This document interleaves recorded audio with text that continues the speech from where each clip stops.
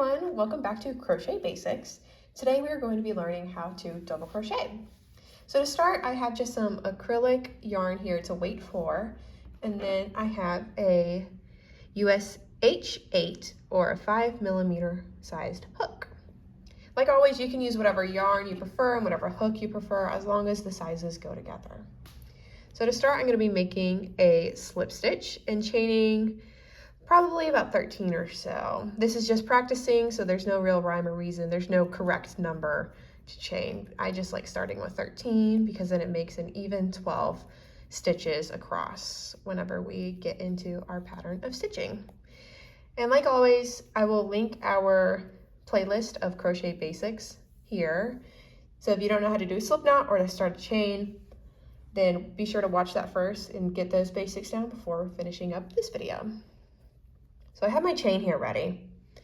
And what I'm gonna do now is yarn over, which is just wrapping the yarn around our hook. We call that yarning over. And then I'm going to insert my hook into my second chain here. Remember, because this is our foundation chain, we actually skip our very first stitch because otherwise our chain will come undone.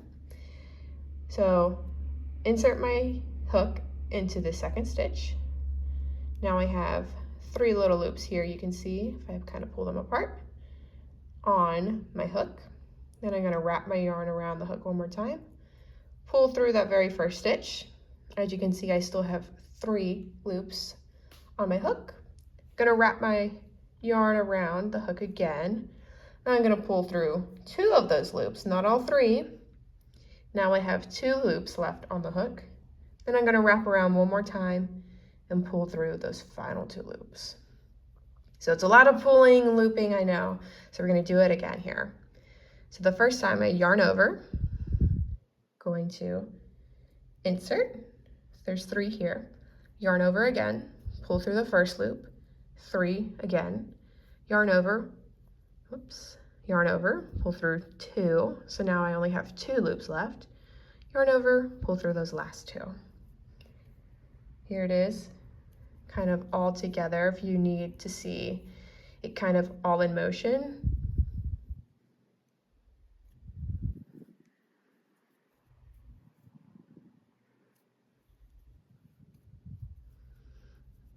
And as you can see, these stitches are a little bit taller than just a single crochet or a half double crochet, and that is why in America at least we call it a double crochet. So I'm going to keep doing this until the end of the row, and then I'll meet you at the end to show you how we turn our work and continue to crochet up in rows. Down to our last stitch here. Again, yarn over, insert, yarn over, pull through the first loop, yarn over, pull through 2 loops, yarn over, pull through the final 2 loops. Here you go. It's a pretty tall row now compared to a single crochet. And like always, you can either chain up and then turn your work, or just turn your work and start stitching immediately. But for the purposes of this video, I will continue to chain up. So I'm going to chain 1 and 2 stitches because it's a pretty tall stitch. So chaining 1 would be just a little too short. So we chain up 2, turn our work. And this chain 2 does not count for me as a stitch. In some patterns that you read, it'll say count your turning stitch or your turning work as a stitch. In that case, you would skip the first stitch and continue to work the rest of your row. But I just like to have a chain at the end of the row to make my edges look a little bit more even, and then work ahead in that very first stitch, just like we did on that very first row. Yarn over, insert, pull through, yarn over, pull through, yarn over, pull through the last 2. And you just continue this all the way down until you reach the end of the row and repeat.